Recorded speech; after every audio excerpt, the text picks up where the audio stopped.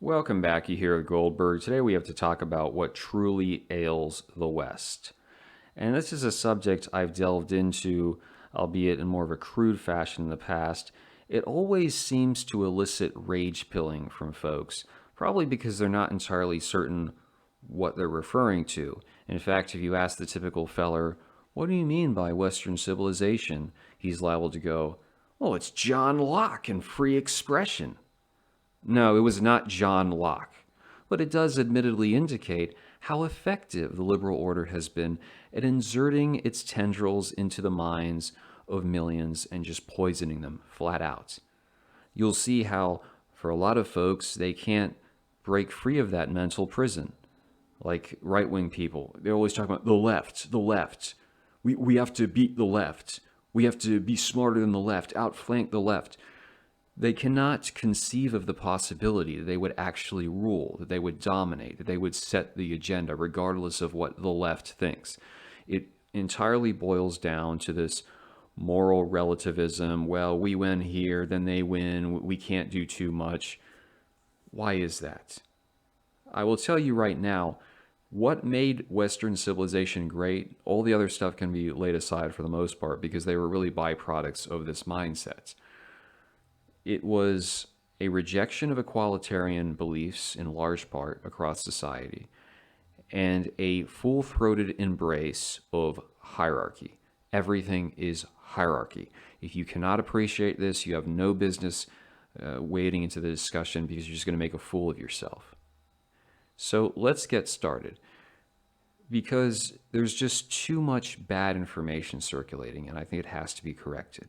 So one theory I've heard, I don't know if this is just global warming propaganda, but they say in modern Latin America, there was a volcanic eruption, spewed a ton of ash into the atmosphere, and actually impacted the climate and thus the harvest results in Europe, which pushed people to expand. I'm sure there was a myriad of other factors. I don't really care. The point is that the Europeans went beyond their shores. And you look at the conquest of New Spain. Oh my God, they were brutal. See, that doesn't faze me. I look at guys who were men against time, men against nature, men against the world. You have to think about the risks they took on.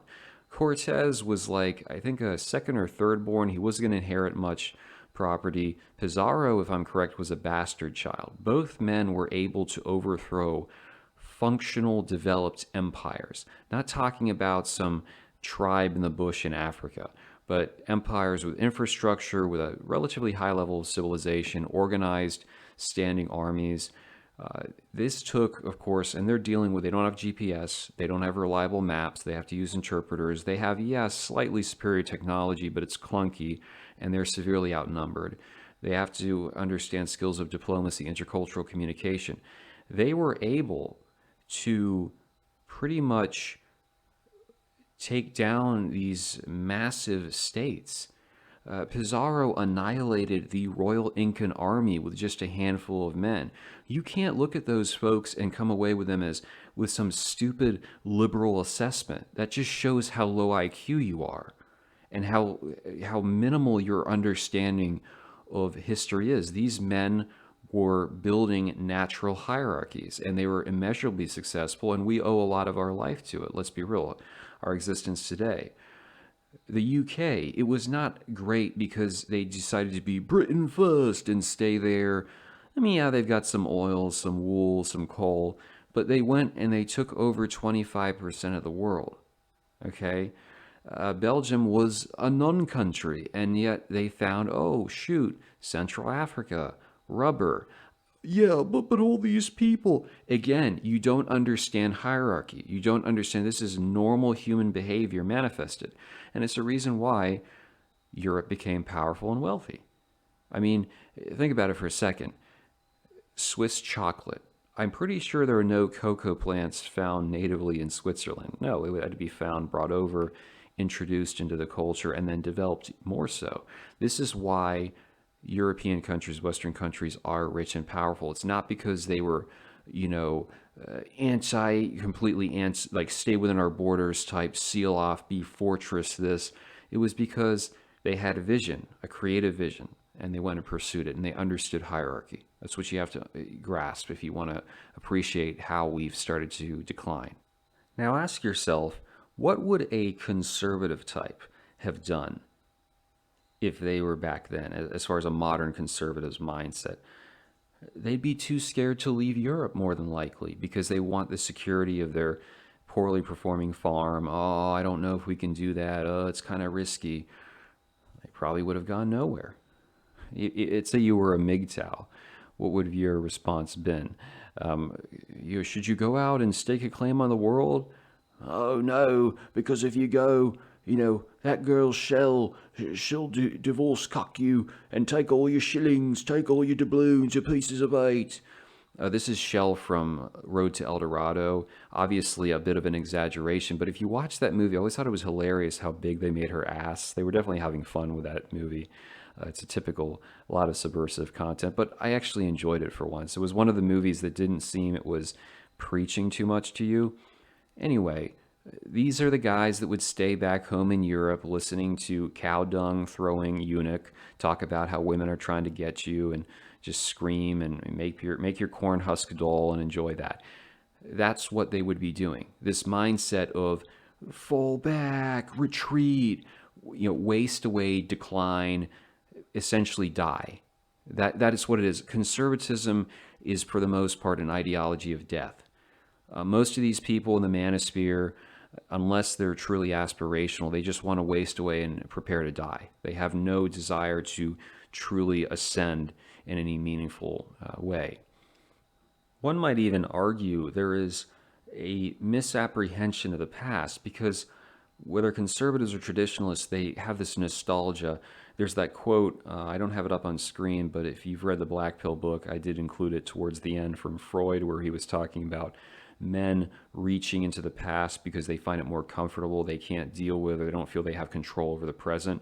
But you have to consider for a second that the past was the future once.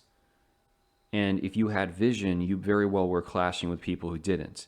So imagine you want to build, this is a statue called Cristo Rey, or in the Valle de Caídos, or the Notre Dame Cathedral, St. Peter's Basilica, many others.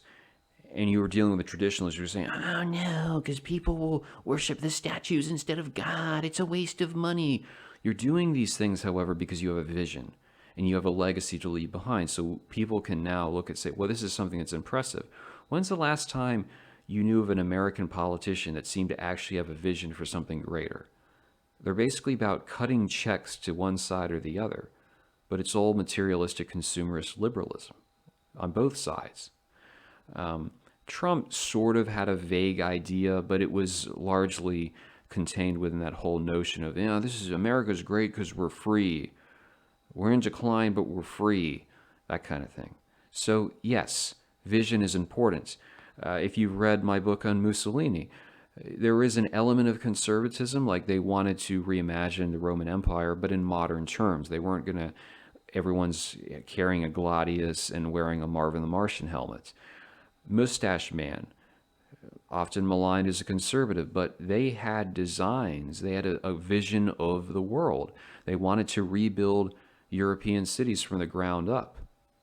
And it's interesting because, going back to the colonialism question, when the British, let's say in Nigeria isn't a good example, they were running this country with, by the time World War II, it was like 50 white British guys, 2,000 native policemen over a country of 20 million. That's pretty impressive. It goes back to the conquistadors. You have to have decent IQ, an effective system.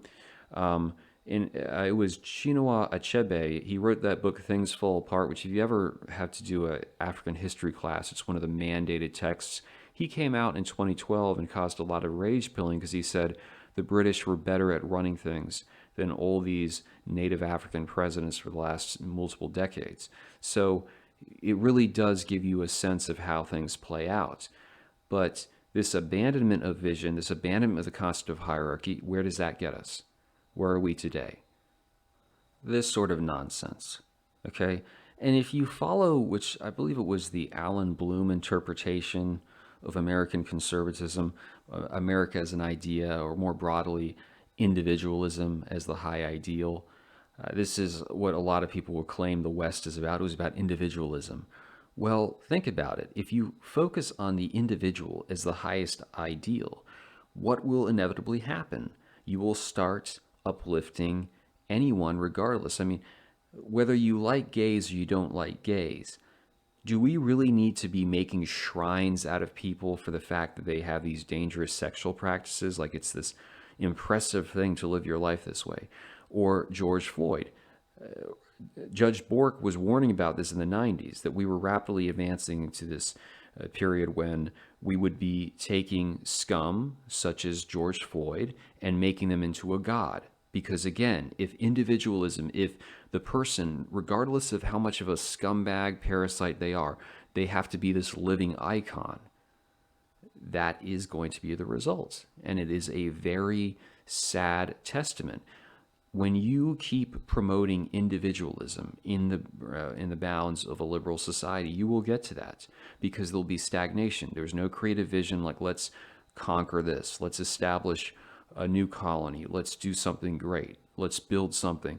So you just evolve into, oh, well, this person thinks that they have, rotating genders based upon the day. Oh, that's something that we have to see as beautiful, and we have to give them protections and make them feel special.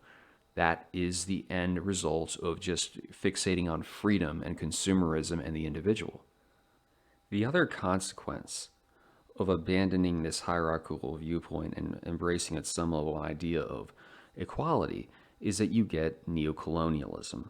This is a decent approximation of it, although not entirely, because, and some of you are going to go, well, it's because of a decline of religion. If you think about it, though, that depends how religion is interpreted. It's easy to come away with Christianity and Islam as being equalitarian, and many do so. The reason that Christianity somewhat worked as far as the colonial system functioned is because it was taking a very hierarchical interpretation. But the most religious president in recent history was George W. Bush. He was also the one who got us involved in the Middle Eastern wars, which were, predicated on the notion that these people are just like us. We can give them democracy. Not an old school system like we're going to go in, set up infrastructure, benefit from the resources, but those resources are going to flow back home and enrich our people, much like when Mustache Man was basically doing colonization of Europe because they were blocked from having colonies elsewhere. The regular German people were doing very well at the expense of others to some degree. The point is, we didn't go into Iraq and Afghanistan and say, we're going to take resources, some benefit, invested in our own people. It was mainly corporations, defense contractors. But we had this illusion of you're going to build a liberal democracy. That goes back to the equalitarian idea coming out of Christianity. We're all equal under God. We're all the same. We can live similar lives. We should have just said, no, we're going to cooperate with the tribes and the mullahs. We're going to, build up these businesses. Maybe they could give them a cut so they shut the hell up. We're not going to try to nation build. That arguably was the result of an equalitarian ideology pushed by neocons, but also in large part it follows, if you believe in this notion, where conservatives who also complain about the decline of social mores and values in the West are the same ones that were like complaining about women being covered up and not having opportunities to be liberated in Muslim countries. So it's a very weird constellation of different ideas. But another aspect of colonialism, because those countries are less stable, they don't have work opportunities for the regular folks, then the IMF comes in, bankrupts them, and you take the cheap labor and try to move it to the West, which creates friction. For the most part, accepting, let's say, the United States and Australia, the United States in particular, the reason why the population was gradually replaced is because of disease, which is not really their fault. But in many cases, like the African colonies, the British didn't go in and say, we're going to replace your population. They were there, business was running. A lot of them didn't take their wives or kids to the colonies.